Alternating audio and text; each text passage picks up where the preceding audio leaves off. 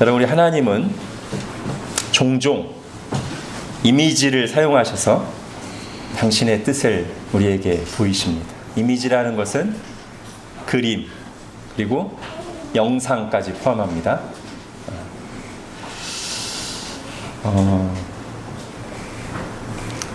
아직 계시가 완성되기 전에 하나님께서 꿈과 환상을 통해 우리에게 말씀하셨습니다.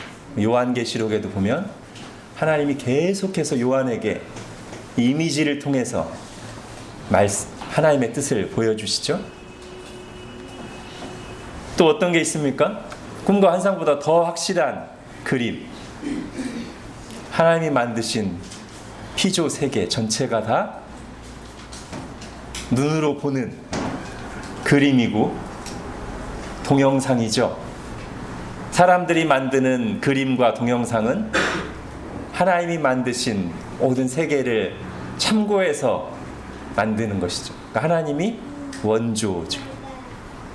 하나님이 만드신 세계가 이미지의 원본, 출처라고 할 수 있습니다. 또 있어요. 예수님이 자주 말씀하시고 오늘 본문에도 나오는 비유들, 그 비유들이 우리 마음속에 이미지를 그리게 하죠.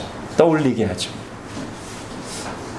하나님이 그런 식으로 우리에게 하나님의 뜻을 선명하게, 이해하기 쉽게 보여주십니다. 물론 이 그림과 영상들은 하나님의 말씀으로 해석이 잘 돼야만 그 뜻이 바르게 전달되고 우리가 하나님 뜻에 올바르게 반응할 수 있어요.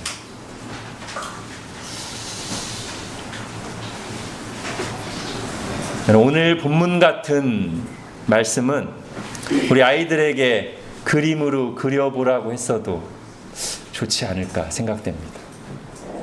스케치북 한 장씩을 딱 미리 주중에 딱 주고 아이들에게 이 말씀을 가지고 그림을 그려. 아마 어렵지 않게들 그릴 것 같아요. 그죠? 한쪽에는 이게 시냇물이 딱 거기에 아주 반듯하게 잎사귀가 푸릇푸릇하고 열매가 주렁주렁 맺힌 나무를 딱 그리고, 한쪽에는 바람이 부는 것에 따라서 정처 없이 휘날리는 곡식 껍데기들을 그림으로 그릴 수 있죠. 여러분, 하나님께서 이집트의 왕 파라오에게도 그림으로, 영상으로 말씀하셨습니다. 창세기 뒷부분 요셉 이야기에 나오죠. 파라오에게 무슨 꿈을 꾸게 하셨어요? 살진 황소 7마리와 그리고 그것을 삼켜버린 흉측하게 생기고 바짝 마른 7마리의 황소 꿈을 꾸게 하셨죠. 그 다음에는 바로 이어서 한 가지에서 나온 7개의 무성한 아주 실한 이삭과 또다시 그것을 삼켜버린 바짝 말라붙은 7개의 이삭의 꿈을 꾸게 하셨습니다. 이 꿈이 너무나 생생해서 바로가 두려워하죠. 그런데 이 꿈만 가지고는 하나님의 뜻을 잘 알 수도 없고 하나님의 뜻에 반응할 수도 없습니다. 여러분, 바로가 지금 두려워하고 있는데 보통 하나님의 말씀이 없는 인생들이 이 두려움이 어디로 가죠? 미신과 우상 숭배로 갑니다. 꿈은 꿨는데 장차 나에게 뭔가 일이 닥칠 것 같은데 두려워요. 장래가 불안해. 그럼 어디 가요? 점 보러 가고. 그죠? 하나님이 아닌 다른 것을 의지하게 됩니다. 근데 마침 바로 곁에는 하나님이 준비하신 하나님의 사람 요셉이 있었습니다. 그 요셉이 와서 꿈을 해석해 줍니다. 물론 그 요셉의 해석은 하나님으로부터 온 것입니다. 그러니까 바로에게 이미지를 주신 분도 하나님이시고 그 이미지에 대한 바른 해석, 말씀을 주신 분도 하나님이시죠. 여러분, 그 해석의 내용이 뭐예요? 7마리의 아주 튼실한 황소와 7개 가득 찬 이삭은 7년간 이어질 대풍년. 그리고 그걸 삼켜버리고 그런 뒤에도 여전히 바싹 말라붙어 있는 7마리 황소와 7 이삭은 그 이전에 7년 풍년을 다 잊게 만들, 사람들을 다 죽게 만들 7년간의 흉년을 가리킵니다. 근데 여기서 중요한 것은 바로가 이 꿈에 대해서, 이 이미지에 대해서 진지하게 반응하고, 특히 그 그림을 해석해준, 그 영상을 해석해준 하나님으로부터 온 해석, 그걸 잘 새겨듣고 그대로 실천해서 결과가 어떻게 됐어요? 사람들이 다 죽지 않고 7년 흉년을 견뎌냈습니다. 이게 사실은 하나님이 꿈과 해석을 주신, 그림과 말씀을 주신 이유죠. 모두 다 살라고. 이 그림과 해석을 진지하게 받아들여서 한 사람도 죽지 말고 그 흉년 기간에 살아내라고 말씀을 주신 것입니다. 만약에 바로가 그 하나님으로부터 온 그림을 휴지통에 집어넣어버리고 요셉의 해석을 한 귀로 듣고 한 귀로 흘려버렸다면 바로 자신을 포함해서 모두가 다 죽었을 거예요. 여러분, 오늘 본문도 마찬가지입니다. 하나님이 아주 쉬운, 초등학생이라도 이해할 수 있는 그림, 두 대비되는 그림을 딱 주시고 그것에 대한 해석까지 곁들여 주신 이유는 우리가 바로처럼 이 두 그림을 잘 보고, 아, 두 가지 인생이 있구나. 시냇가에 심겨진 나무처럼 푸릇푸릇하고 열매를 주렁주렁 맺는 인생이 있고, 바람이 휩쓸려가는 겨와 같은, 그러다 마지막에는 다 불태워질 그런 두 종류의 인생이 있구나. 이걸 우리에게 분명하게 마음에 떠올리게 하시고, 그래서 내가 어떤 인생을 갈 것인가를 양당 간에 확실하게 선택하라. 누가 한 것처럼요? 바로가 한 것처럼. 그래서 가만히 있다가 이쪽으로 가서 바람에 흩날리는 겨와 같은 인생을 살다가 하나님의 영원한 불에 타지 말고 이쪽 길로 가서 영원히 살고 열매 맺는 인생이 되라고 주님이 우리에게 말씀하십니다. 우리 1절, 2절을 다시 한번 읽어보겠습니다. 같이 읽겠습니다. 시작. 복 있는 사람은 악인들의 꾀를 따르지 아니하며 죄인들의 길에 서지 아니하며 오만한 자들의 자리에 앉지 아니하고 오직 여호와의 율법을 즐거워하여 그의 율법을 주야로 묵상하는도다. 예, 여기 1절에서 아니하고를 빼면 이게 어떤 인생이냐면 바람에 흩날리는 겨와 같은 인생, 마지막에 하나님의 불에 타버릴 인생 길을 말하는 겁니다. 어떤 길이에요? 악인들의 궤를 따르고 죄인들의 길에 함께 서고 오만한 자들의 자리에 앉는 것을 목표로 하는 인생.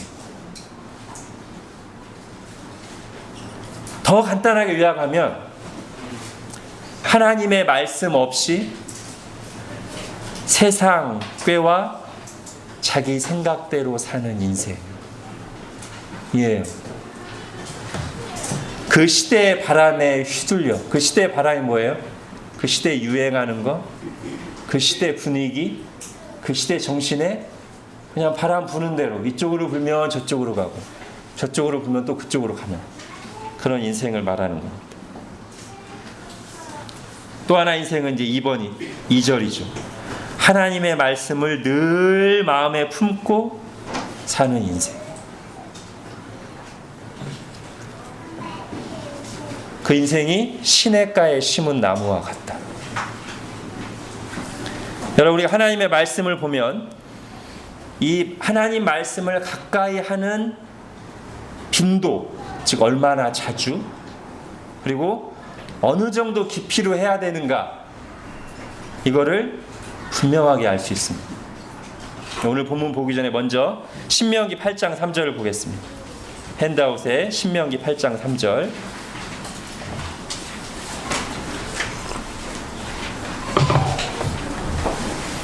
같이 읽겠습니다. 시작.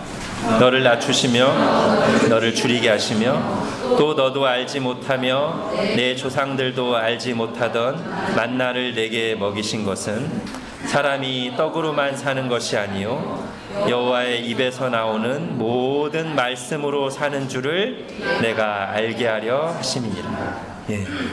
여러분, 하나님께서 이스라엘에게 광야 40년의 훈련을 주셨습니다.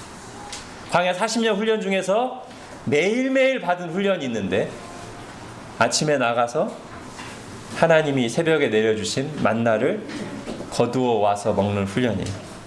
자, 이 훈련을 마칠 때쯤에 하나님께서 이 훈련의 의미, 왜 그렇게 하셨는지를 아주 생생하게 우리에게 말씀하십니다.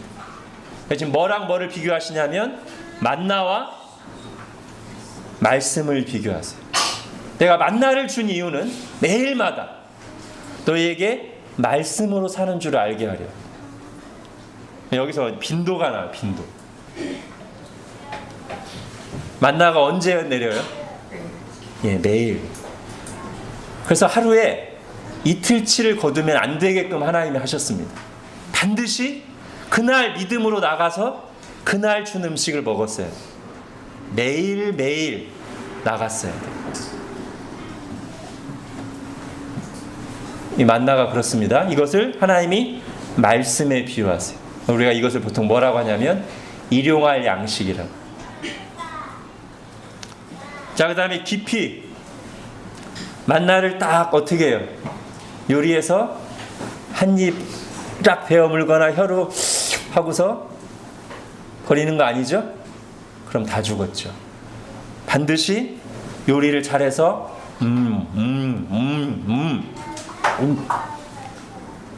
이렇게 했어야만 이들이 40년 동안 살아남을 수 있었습니다.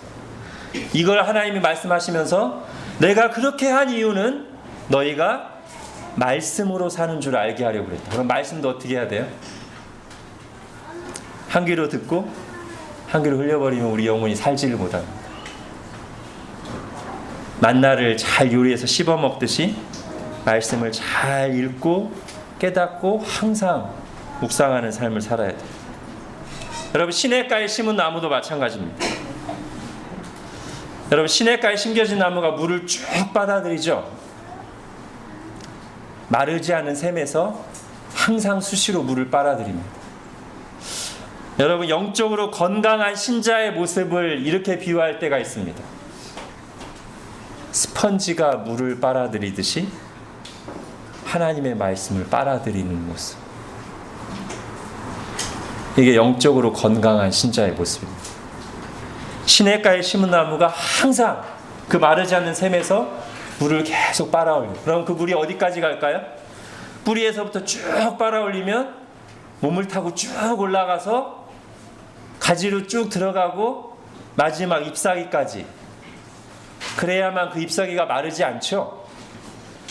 그 물이 가는 곳까지가 마르지 않는 곳이 돼요.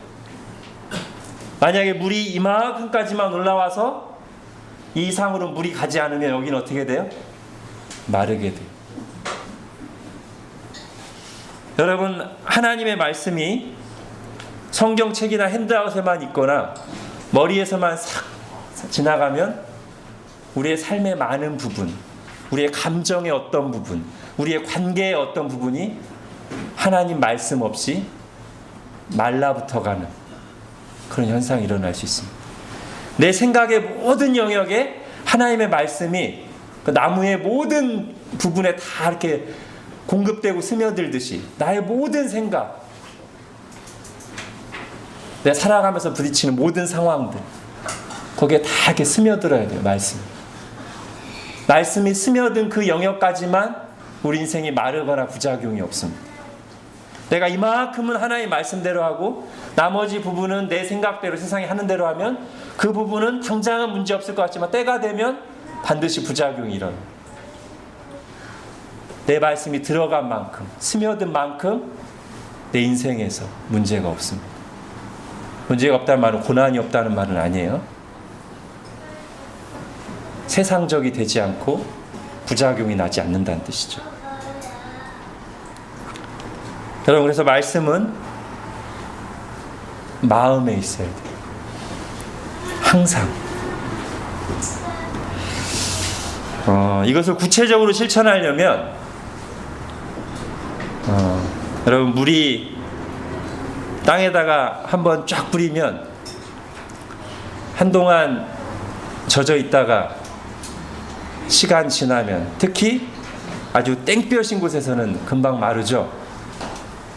항상 젖어 있게 하려면 가장 쉬운 방법 중 하나가 뭐예요? 자주 뿌리는 거예요. 자주. 그러면 항상 젖어 있을 수 있어요. 그 물을 말라버리려 하고는 땡볕 아래서도 자주 뿌리면 항상 젖어 있을 수 있어요. 말씀도 마찬가지. 주일날 일주일에 한 번 딱 보고 더 이상 성경을 펼치지 않거나 주일날 들은 말씀 생각하지 않고 있으면 이 땡볕과 같은 세상에서 금방 증발해버리고 더 이상 나에게 내 심령을 촉촉하게 하는 역할을 더 이상 못해. 잘 듣고 자주 듣거나 읽어야 돼. 두 번째는요, 이제 되새기는 거죠. 계속. 여러분, 저는 오늘 이 시편에 나오는 그의 말씀을 주야로 묵상한다고 할 때 항상 늘 새로운 말씀을 읽어서만 공급하는 게 아닙니다. 사실은 묵상을 위한 더 좋은 길은 여러분 뭘까요? 내가 깨달은 말씀, 잘 요리된 말씀이 묵상하기가 훨씬 좋아요. 여러분, 성경을 잘 모르는 사람이 역대상 딱 펼쳐놓고 읽으면 물론 거기서 하나님 주시는 말씀 있지만 바쁜 삶 속에서 한 단락 읽었는데 무슨 내용인지 잘 몰라. 그럼 묵상이 되고 적용이 되기가 수월하지가 않습니다. 그러니까 우리가 성경을 잘 배워야 되죠. 모든 성경 본문을 내가 매일 읽으면서 적용할 수 있게. 그렇지만 그러지 못할 때 가장 좋은 방법 중 하나는 주일에 하나님이 교회에 주신 말씀, 이미 잘 요리되고 적용된 말씀을 다시 또 생각하고 되새기고 묵상하는 거예요. 그러다가 수요일날 와서 또 한 번 들으면 또 요리된 말씀 한 번 더 먹는 거죠. 금요일날 오면 또. 그 다음 세 번째 방법은 사람들과 나누는 것입니다. 만나와 말씀의 다른 점. 만나는 나눠주면 없어져. 물론 사랑으로 나눠주면 하나님이 또 다른 방식으로 채워줄 수 있지만 기본적으로는 없어져요. 그러나 말씀은 나누면 나눌수록 그거를 나눔을 받는 사람도 좋지만 나누는 사람 자신에게 훨씬 더 의미가 분명해지고 오래 기억나요. 여러분, 저 신학교 동기들이 하는 말이 있습니다. 신학교에서 배울 때보다 자기가 교회에서 가르칠 때 훨씬 더 그 말씀이 내 것이 되고 오래 기억나고 적용이 선명하다. 여러분도 아마 다 경험할 거예요, 그죠? 누군가에게 설명하려면 내 것이 되지 않으면 설명하기가 쉽지 않아요. 그러니까 다른 사람에게 말씀을 나눈다는 것은 내 속에 그 말씀이 더 선명해질 기회를 내가 스스로 계속 잘 활용하는 거예요. 한 번 읽고 지나는 거랑 그걸 마음속에 되새기는 거랑 그것을 나누는 거랑 많은 차이가 있습니다. 여러분, 이런 내용을 잘 정리해서 우리에게 권면하고 있는 신약의 말씀이 있습니다. 골로새서 3장 보겠습니다. 골로새서 3장 16절 같이 읽겠습니다. 시작. 그리스도의 말씀이 너희 속에 풍성히 거하여 모든 지혜로 피차 가르치며 권면하고 시와 찬송과 신령한 노래를 부르며 감사하는 마음으로 하나님을 찬양하고. 여러분, 요한복음 3장 16절이 많은 사람들이 좋아하고 암송하고 아멘으로 봤는데 저는 우리 교우들이 골로새서 3장 16절도 요한복음 3장 16절만큼 아멘으로 받고 암송하고 정말 이것을 그대로 진리로 받고 행하기를 간곡히 바랍니다. 그리스도의 말씀이 너희 속에 풍성히 거하게 하라. 그리고 그 말씀에서 나오는 지혜 또는 그 말씀 자체를 피차 서로 가르치며 권면하라. 제가 아까 나누라고 말씀드렸는데, 그리고 그러면서 어떤 현상이 나오면 좋아요? 그렇게 말씀이 내 속에 풍성히 거하고 그 말씀을 나누면서 찬송이 흘러나오면 가장 좋은 것이죠. 시와 찬송과 신령한 노래, 감사. 여러분, 골로새서 3장 16절이 우리의 것이 되기를 간절히 바랍니다.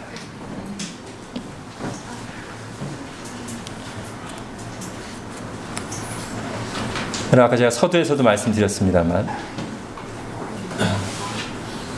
이것은 신앙의 기초입니다.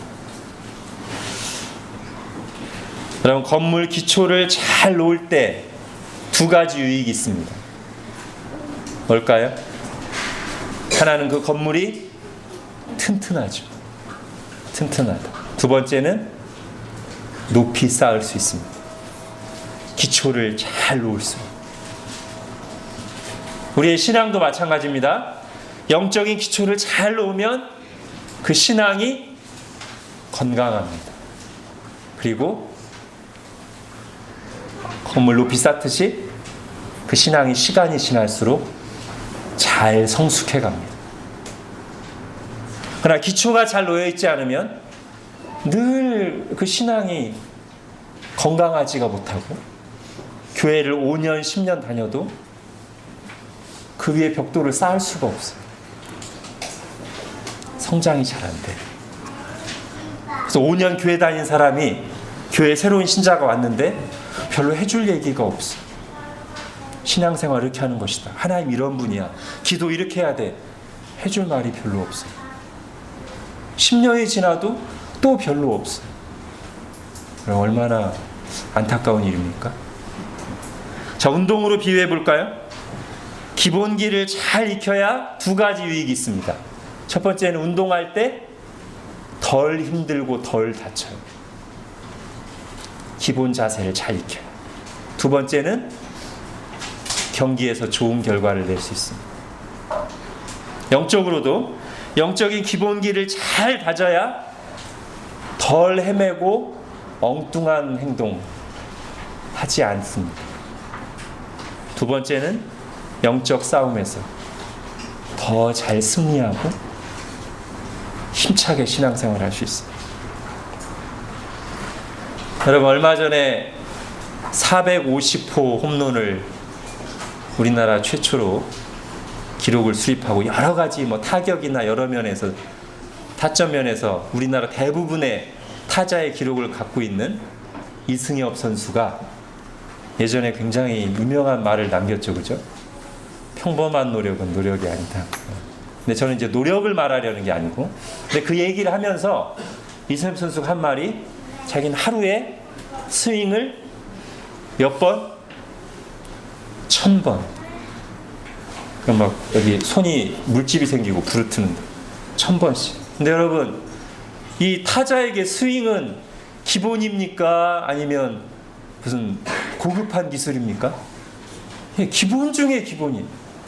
기본 중에 기본을 매일 그 기본을 하는 거예요.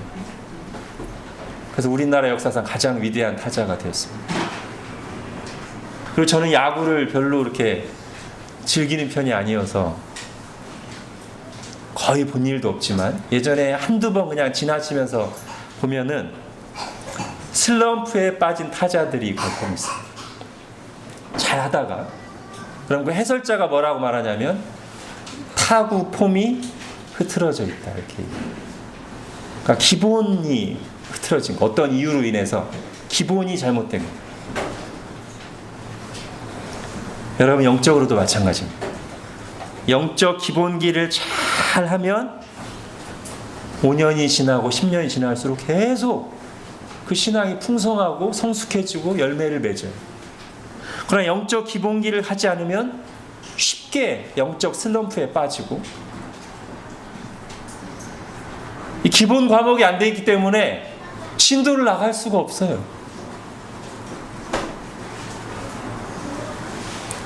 그래서 저는 이제 여러분이 다 끝나고 게시판 보시기 바랍니다. 제가 앞으로 할 신앙 기본 시리즈 4개를 다 해놨는데 이런 생각이 나요.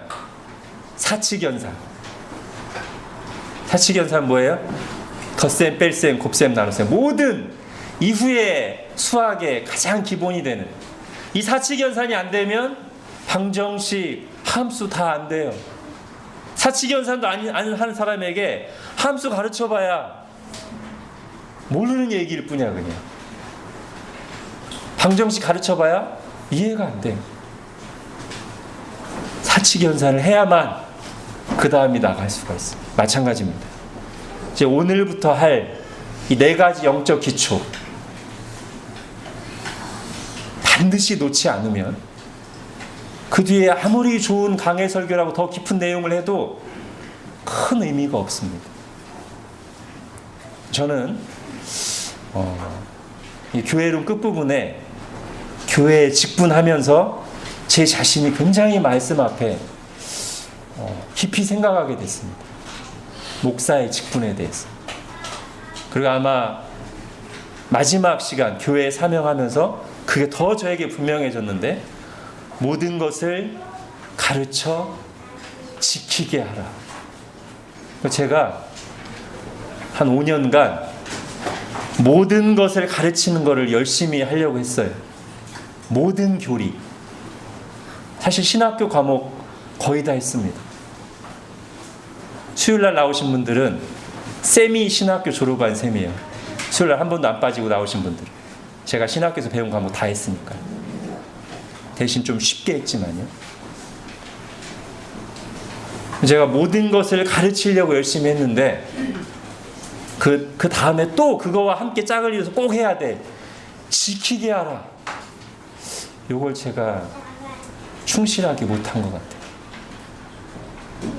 각 사람을 만나서 각 가정을 돌아보면서 정말 이 말씀대로 하고 있는지, 정말 매일매일 말씀을 읽고 묵상하고 적용하는 삶을 사는지, 정말 기도 생활을 정말 하고 있는지, 정말 말씀대로 순종하는지, 섬기는 삶을 사는지, 제가 앞에서 선포만 하고 끝나고 알아서 하도록 그냥 방치한 것 같아요.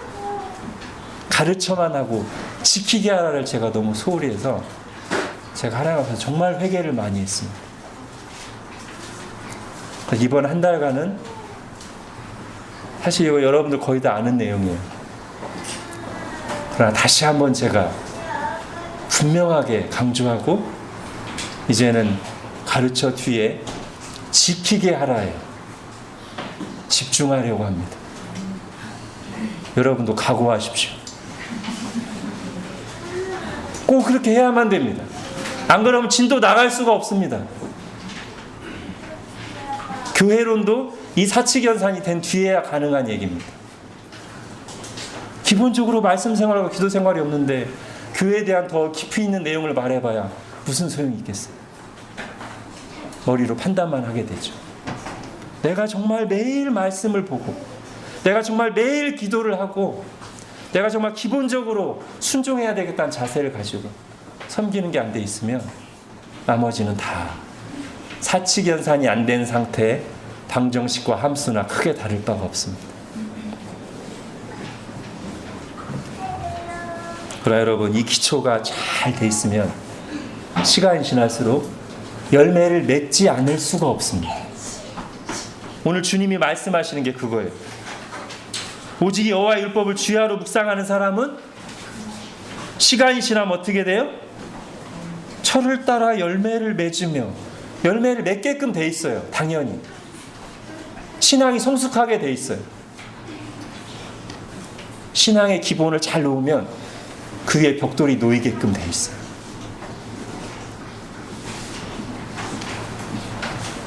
자, 오늘 시편과 거의 비슷한 내용 신약에서 한번 보겠습니다. 베드로전서 2장입니다.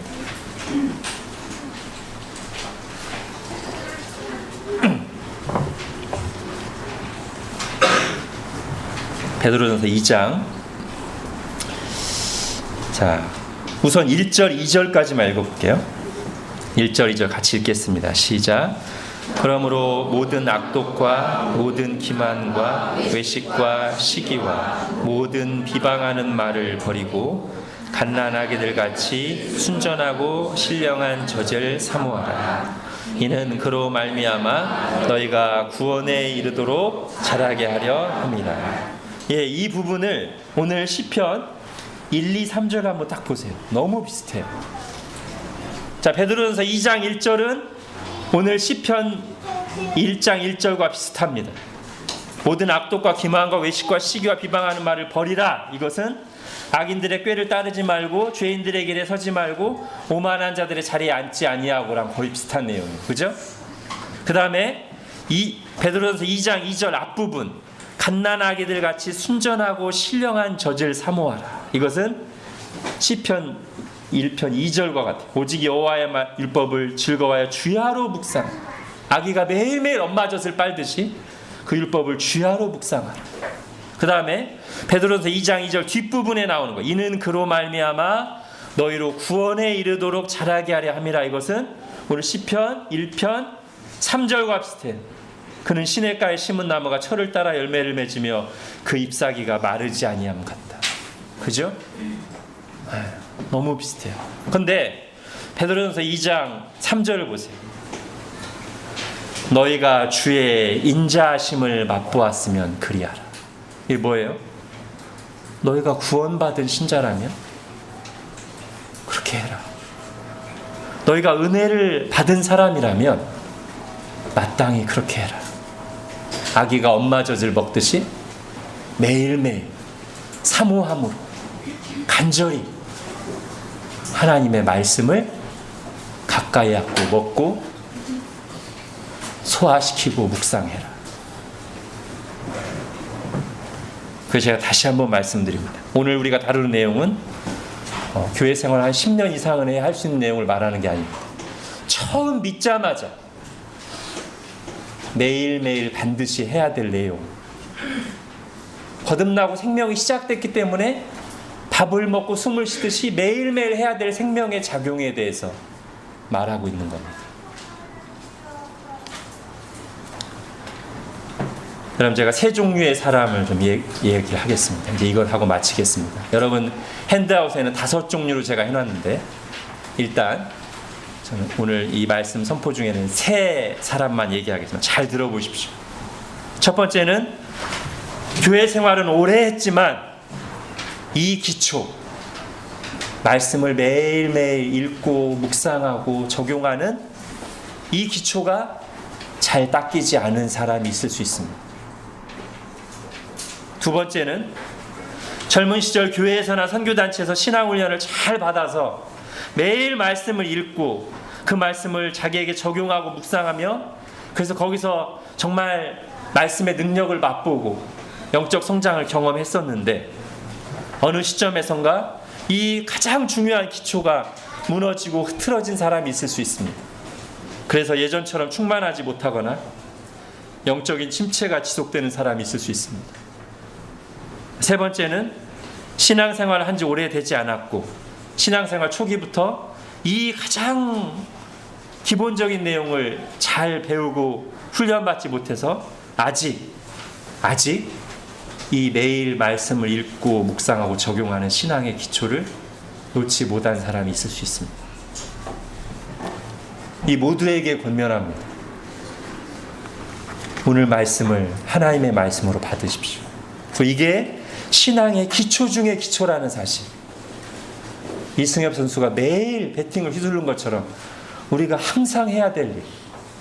아기가 엄마 뱃속에서 나오자마자 이제 숨을 쉬고 엄마 젖을 매일 먹듯이 영적으로 거듭나자마자 매일매일 해야 될 일이라는 것을 기억하시고 실천하시기 바랍니다. 사칙연산입니다. 이게 없으면 진도가 나갈 수가 없습니다. 이걸 위해서 하나님께 은혜를 구하고 또 서로 기도하고 권면해주고 격려하는 일을 우리가 함께 힘차게 해나갈 수 있기를 바랍니다. 기도하겠습니다. 하나님,